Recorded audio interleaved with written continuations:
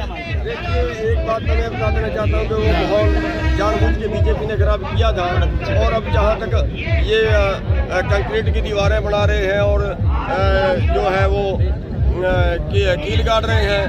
अरे हम तो चीन की दीवार कूदने की क्षमता रखते हैं। अब आंदोलन को लेकर आप लोगों को किसी तरह की जिन्होंने तिरंगा निशान से कोई कार्रवाई कैसे होगी? बीजेपी के दलाल है वो, बीजेपी के दलाल है, RSS के चेले चपाटे हैं। जो वीडियो वायरल हो रही है, बताओ हम तुम्हारे साथ ये बीजेपी के माने RSS के, ये सारे बीजेपी और RSS के दलाल हैं और किस पे चल जाएंगे देश की जनता पे। और जब वो गाँव में घुसेंगे फिर हम क्या उनका क्या हाल करेंगे वो नहीं जानते हो। वो शायद वो दिन भूल गए हैं। आपकी मांगों को लेकर आप नजदीक मांग मनवाने के लिए देखिए, अभी कोई नजदीक नहीं पहुंचे, अभी सरकार ने कुछ नहीं माना है और अभी और मैं अनुरोध करूंगा हमारे राष्ट्रीय अध्यक्ष श्रीमान गुरनाम सिंह चटोनी जी आए और आपको संबोधित करें। जो आंदोलन इसके बारे में श्रीमान गुरनाम सिंह चटोनी जी आपको बताएंगे। मैं अनुरोध करूंगा एक नारा उनके स्वागत के लिए जोरदार नारा लगाएंगे। श्रीमान किसान चटोनी जी आगे, गुरनाम चटोनी जी आगे बढ़ो। श्रीमान गुरनाम चटोनी जी।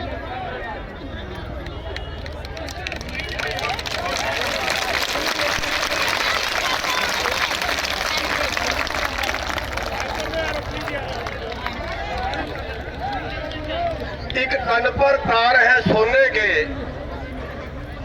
एक तन पर तार है सोने के, और एक तन पर सूत के तार नहीं। ऐ भारत की सरकार तेरा ये न्याय हमें स्वीकार नहीं।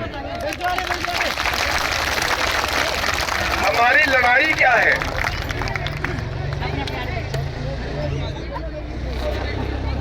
हमारी लड़ाई है केवल जिंदा रहने की, केवल जिंदा रहने की लड़ाई है। हम अमीर नहीं बन सकते,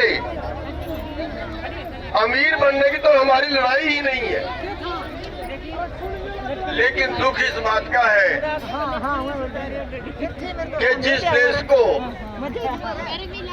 हमारे हजारों भाइयों ने कुर्बानियां देके आजाद कराया, शहीदियां देके आजाद कराया,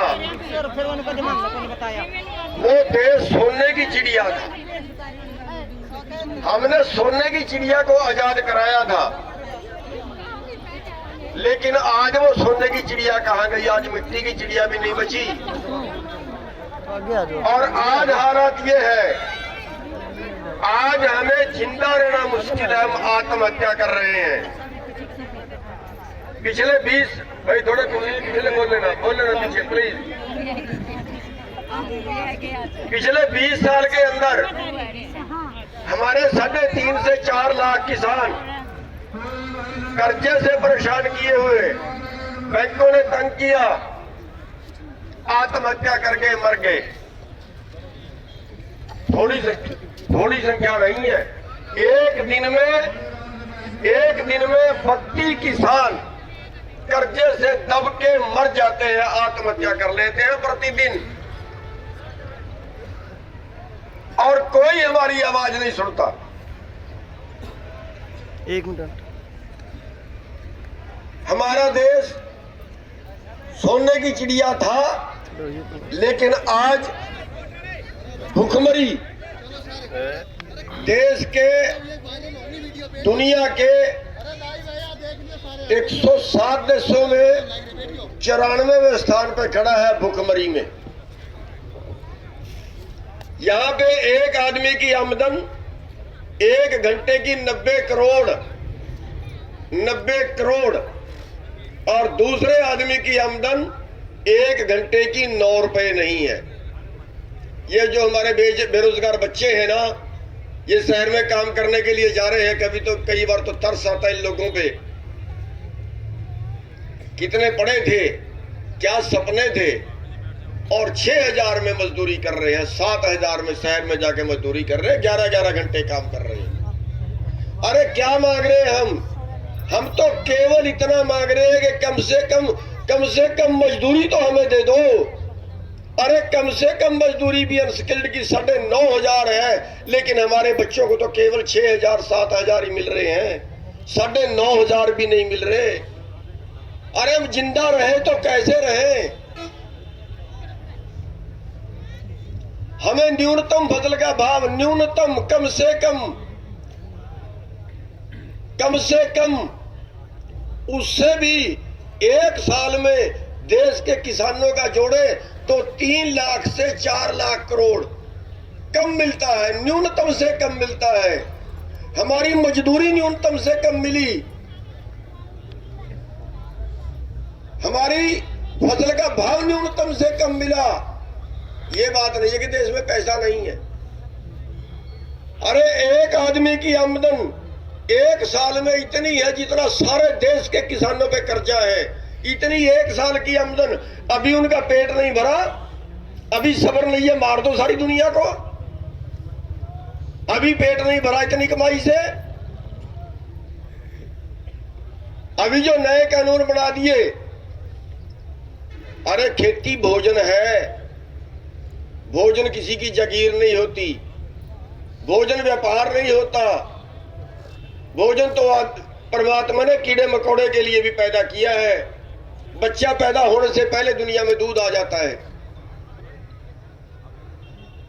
भोजन ऊपर वाले की देन है, लेकिन इन्होंने कानून बना दिया कि सारे देश का भोजन चंद लोग अपने गोदामों में भर के इकट्ठा कर लेंगे और फिर देश को दे ना दें।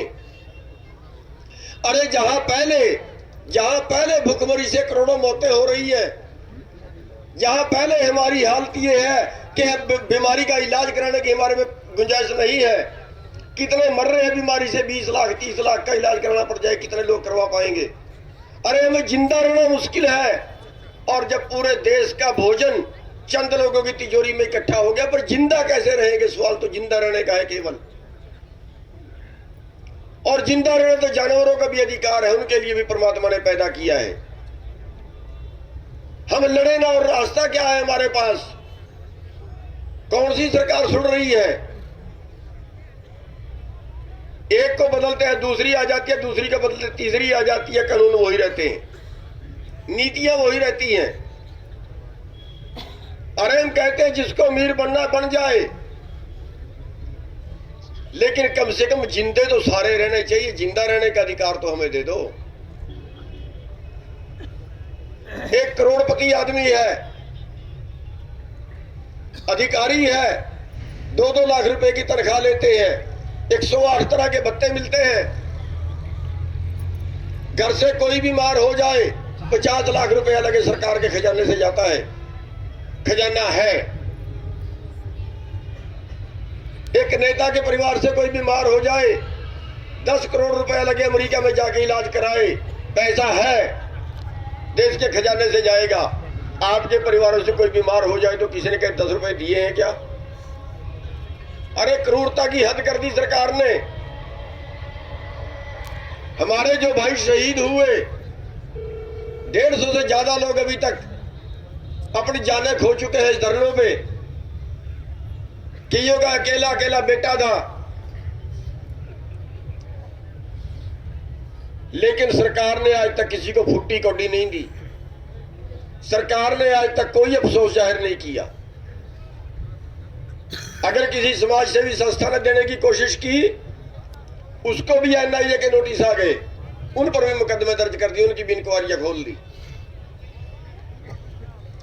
साथियों, कब तक बर्दाश्त करेंगे? 2.25 महीने से बैठे हुए हैं शांति से, 2.25 महीने से। दिल्ली के अंदर हमारे रास्ते बंद कर दिए, दीवारें कर दी आगे। आपने फोटो देखी होगी टेलीविजनों में, आगे सड़क के ऊपर सीमेंट से किले गाड़ रहे हैं। अरे हम ये कहते हैं कि किले क्या गाड़ोगे आप, ये किले तुम्हारे कफन में कील होगी। किससे टकरा रहे हो? जनता से? क्या जनता से बड़ा होता है राजा? अरे लोगों का राज लोगों के द्वारा लोगों के लिए था, लेकिन अब तो यह राज पूंजीपतियों के द्वारा पूंजीपतियों के लिए और पूंजीपतियों का राज हो गया है, पूंजीपतियों के लिए हो गया है। सारे बजट आया कल, जहां पिछले साल 5.1% बजट खेती को दिया गया था, इस बार 4.3 दिया गया, यानी और कम कर दिया गया। खेती और महंगी हो गई। साथियों, आज हमें लगता है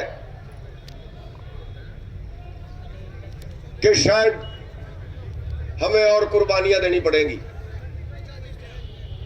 सरकार हमारे सब्र का इम्तिहान ले रही है।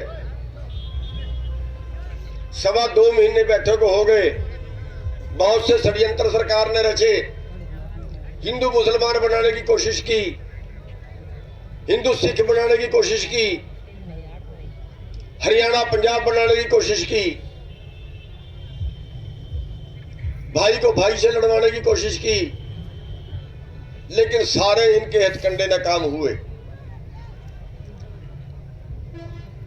क्योंकि अब हरियाणा के बहादुर किसान, हरियाणा के बहादुर लोग जाग गए हैं। जिस दिन उन्होंने रात को हमला किया और रात को जैसे ही हरियाणा के भाइयों को पता चला कि रात को हमला कर दिया है बीजेपी के गुंडों ने और पुलिस ने मिलकर 4 बार हमला हो चुका है अभी तक, तो हरियाणा के बहादुर किसान रात को 12 बजे, 1 बजे, 2 बजे रात को चल पड़े घर से, और सुबह तक पहुंच गए धरनों पे और मुंह मोड़ के रख दिया उन राजनेताओं का। साथियों, शायद उनको हरियाणा का इतिहास नहीं पता। ये हरियाणा के भाई जागते बहुत देर से हैं, बहुत देर से जागते हैं ये, लेकिन जब जाग जाए ना फिर सोते उससे भी ज्यादा देर से हैं।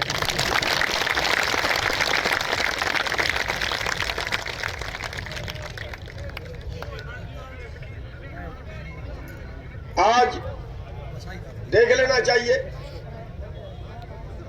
हमारी माताएं बहनें भी मैदान में आ चुकी हैं, हमारे बच्चे भी मैदान में आ चुके हैं।